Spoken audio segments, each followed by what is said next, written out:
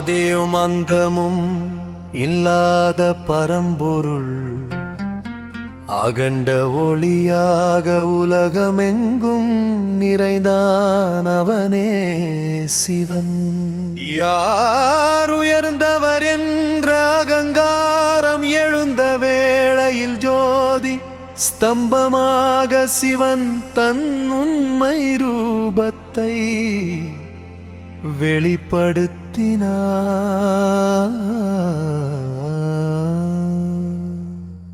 ஓம் அகண்ட ஜோதி சிவாய நமः பரம்பொருளே சிவன்.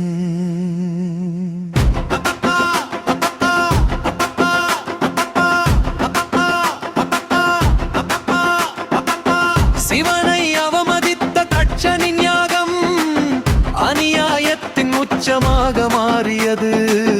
தந்தையின் பழிச்சொல் தாங்காது தாய் சதியோகாக்னியில் தன்னை அர்ப்பணித்தாள்.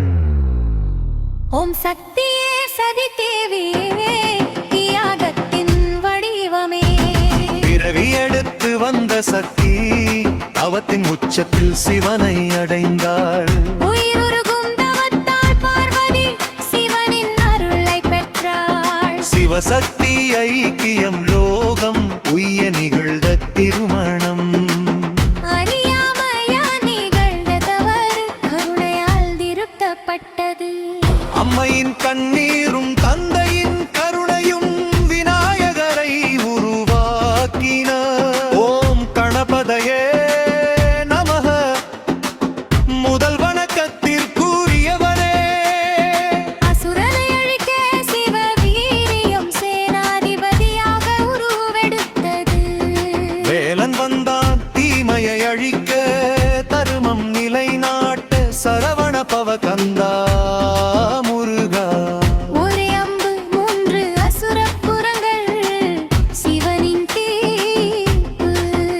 தீமை எத்தனை வலிமையானதாகிருந்தாலும் சிவன் முன் அது நிலைக்காது.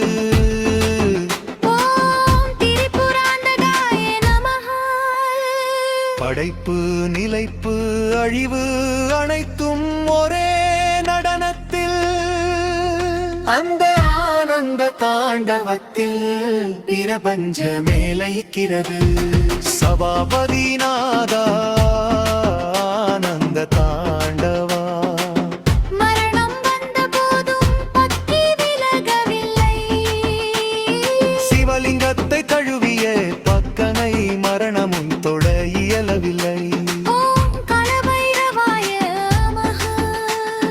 சாதி இல்லை பேதமில்லை பக்தி ஒன்றே வழி.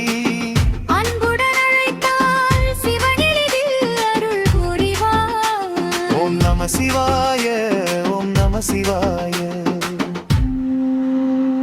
சிவபுராணம் கதையல்ல, அது ஞானம்